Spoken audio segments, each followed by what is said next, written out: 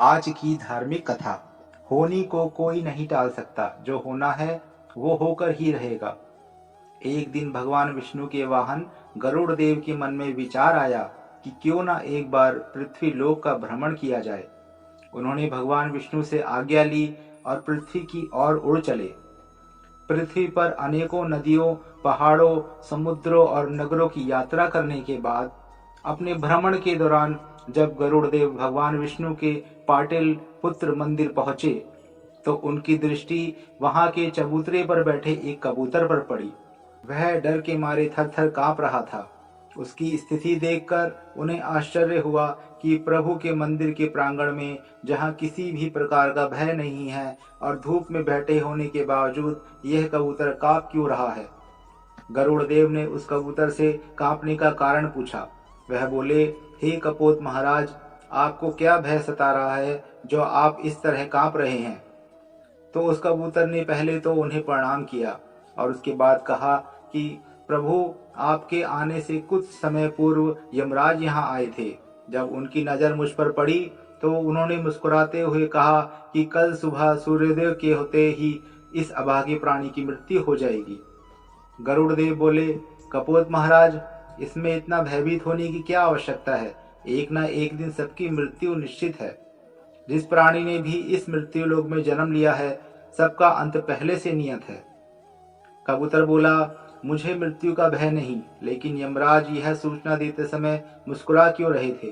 क्या मेरी मृत्यु इतनी पीड़ादायक और अज्ञात होगी। और वैसे भी मेरे जीवन का आखिरी दिन है, यह जानकर भला कोई कैसे खुद पर नियंत्रण रख सकता है। इसलिए मैं मृत्यु के भय से डर के मारे कांप रहा हूँ। मैं अभी मरना नहीं चाहता। कृपा कर मेरे प्राणों की रक्षा करें और मुझे इस मुसीबत से बचाएं। उस कबूतर की कातर विनती सुनकर उन्हें उसके ऊपर दया आ गई। साथ ही उनके मन में यह विचार भी आया कि क्यों ना यमराज को चुनौती दी जाए। उन्होंने कबूतर को अपने विशाल पंजों में दबाया और मंदिर के प्रांगण से हजारों योजन दूर एक सुरक्षित गुफा में पहुंचा दिया। गरुड़ देव कबूतर से बोले, तुम एक दो दिन यहीं रहना, जब तक तुम्हारी मृत्यु का समय भी टल जाएगा। इस अथाह दूरी पर स्वयं काल भी नहीं पहुंच पाएगा। मलयगंध पर्वत पर स्थित गुफा को सुरक्षित बनाकर गरुड़ देव वहां से उड़ चले। वहां से उन्होंने सीधा यमराज की नगरी यमलोक की उड़ान भरी। कबूतर के प्राणों की रक्षा करने की अपनी सफलता के बारे में यमराज को बताने की उत्सुकता उनके मन में थी। वो यमराज को यह बताना चाह रहे थे कि उन्होंने कबूतर के प्राणों की रक्षा करके उनकी योजना को विफल कर दिया है। जब यमराज को पता चला कि गरुड़ देव स्वयं यमलोक पधारे हैं तो उन्होंने उनका उचित आदर सत्कार करके आसन पर बिठाया और यमलोक आने का उद्देश्य पूछा। तब गरुड़ देव ने बड़े शान से उन्हें बताया कि आज जिस कबूतर की मृत्यु होने वाली थी उन्होंने उसे बचा लिया है। उनकी बात सुनकर यमराज मुस्कुराए और चित्रगुप्त से उस कबूतर के बारे में पूछा। चित्रगुप्त महाराज ने अपनी बही में देखकर यह बताया कि भगवान विष्णु के पाटिल पुत्र मंदिर में रहने वाला कबूतर आज के दिन सूर्योदय होते ही मलयगंध पर्वत की एक गुफा में विदंत सर्प का भोजन बनेगा और अभी कुछ समय पहले ही वो घड़ी पूरी हुई है।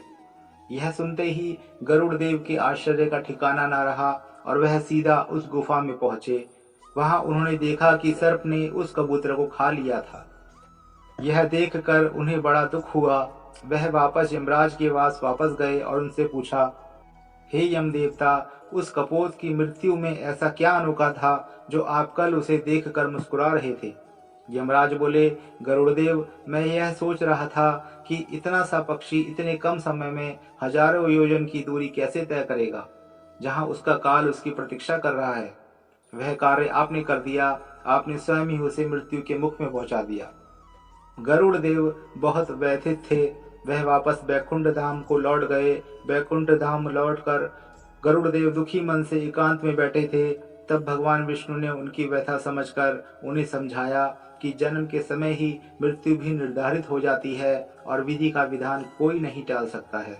मित्रों, कैसी लगी आपको आज की प्रेरणादायक धार्मिक कहानी? कमेंट बॉक्स में अवश्य बताएं। साथ ही वीडियो को लाइक और चैनल को सब्सक्राइब करें। धन्यवाद।